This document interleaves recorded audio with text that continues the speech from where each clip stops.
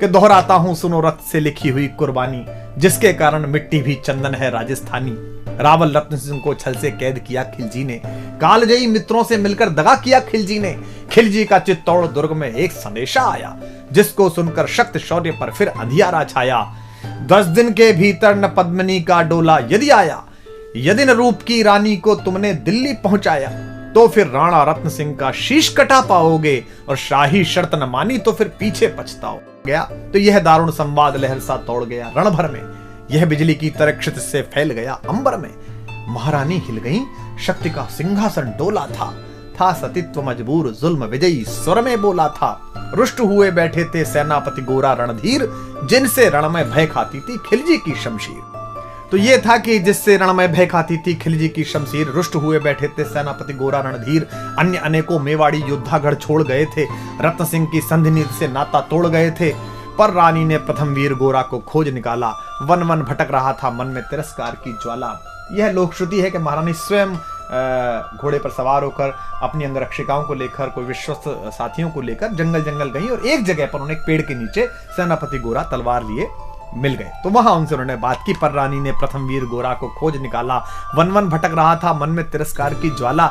गोरा से पद्मिनी ने खिलजी का पैगाम सुनाया, गोरा को पद्मिनी ने खिलजी का पैगाम सुनाया, मगर वीरता का अपमानित ज्वार नहीं मिट पाया। बोला मैं तो बहुत तुच्छ हूं, राजनीति क्या जानूं। व्यंग में कहता है कष्ट में है, दुख में है, पूरी परंपरा, पूरा वंश उसने सेवा में लगाया मेवाड़ राजवंश के, और वहां से अपमानित होकर लौटा है तो कष्ट में है। तो सेनापति कहता है कि बोला मैं तो बहुत तुच्छ हूं, राजनीति क्या जानूं, निर्वासित हूं, राज मुकुट की हट कैसे पहचानूं।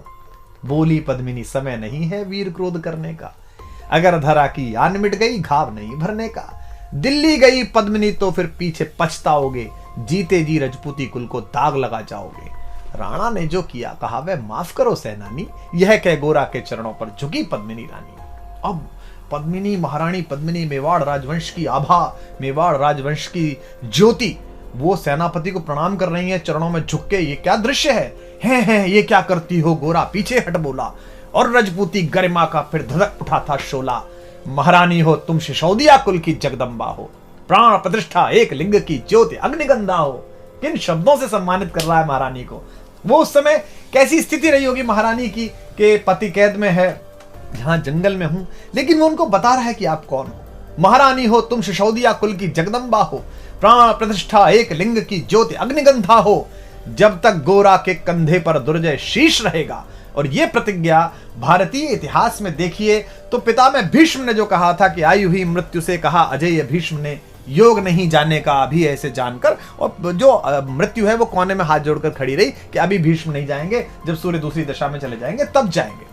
लेकिन ये दूसरी बार हो रहा है कि मृत्यु से वो कह रहे हैं, कहते हैं कि जब तक गोरा के कंधे पर दुर्जय शीश रहेगा, महाकाल से भी राणा का मस्तक नहीं कटेगा। तुम निश्चिंत रहो महलों में देखो समर भवानी, और खिलजी देखेगा केसरिया तलवारों का पानी। खिलजी देखेगा केसरिया तलवारों का पानी। राणा के सकुशल आने तक गोरा नहीं मरेगा, एक पहर तक सिर कटने पर भी धड़ युद्ध करेगा। एक लिंग की शपथ, महाराणा वापस आएंगे, महाप्रलय के घोर प्रबंजन भी न रोक पाएंगे। शब्द शब्द मेवाड़ी सेनापति का था तूफानी, और शंकर के डमरू में जैसे जागी वीर भवानी, जिसके कारण मिट्टी भी चंदन है राजस्थानी। दोहराता हूं सुनो रक्त से लिखी हुई कुर्बानी। अब ये शक्ति, शौर्य और कूटनीति और सजगता का एक अद्भुत तालमेल है और ऐतिहासिक प्रसंग है कि किस तरीके से बुद्धि का प्रयोग किया है, शक्ति का प्रयोग किया है, शालीनता का प्रयोग किया है, अपनी स्वामी भक्ति का प्रयोग किया है, अपनी मनुष्यता का प्रयोग किया है, और इन सबको मिलाकर इतिहास का एक ऐसा गुलदस्ता बना दिया है जो शायद विश्व के इतिहास में कहीं नहीं मिलता। तो जिसके कारण मिट्टी भी चंदन है राजस्थानी। तो लिखते हैं नरेंद्र मिश्र जी के, खिलजी मचला था पानी में आग लगा देने को, पर पानी प्यासा बैठा था ज्वाला पी लेने को। गोरा का आदेश हुआ सज गए 700 डोले, योजना बनी कि भाई आएंगे पद्मिनी, चलो ठीक है। अब कैसे आएंगी? तो 700 डोले सजाए गए, हर डोले में एक मेवाड़ी वीर बैठा, 4 कहार, 5 लोगों की एक पालकी, और अपने 700 सहेलियों के साथ आएंगी। तुरंत तैयार हो गया खिलजी के, ये तो बहुत अच्छा है, ऐसा इतिहास में है और वो भी लिखते हैं। तो अब किस तरीके से इसको किया है, इस पूरे प्रसंग को देखिए कि गोरा का आदेश हुआ सज गए 700 डोले, और बांकुरे बादल से गोरा सेनापति बोले, खबर भेज दो, खिलजी पर पद्मिनी स्वयं आती है, अन्य 700 सखियां भी वो संग लिए आती है। स्वयं पद्मिनी ने बादल का कुमकुम तिलक किया था, दिल पर पत्थर रखकर भीगी आंखों से विदा किया था। एक युवा तेजस्वी योद्धा और मातृवत मां पद्मिनी ने जब उसे विदा किया होगा, दृश्य देखिए। और 700 सैनिक जो यम से भी भिड़ सकते थे, हर सैनिक सेनापति था, लाखों से लड़ सकते थे, एक एक कर बैठ गए। सज गई डोलियां पल में, मर मिटने की होड़ लग गई मेवाड़ी दल में, मर मिटने की होड़ लग गई थी मेवाड़ी दल में। हर डोली में एक वीर था, 4 उठाने वाले, पांचों ही शंकर के गण की तरह समर मत वाले, पांचों ही अपने आप में अद्भुत थे। बजा कूच शंख, सैनिकों ने जयकारी लगाई, हर हर महादेव की ध्वनि से दशों दिशा लहराई।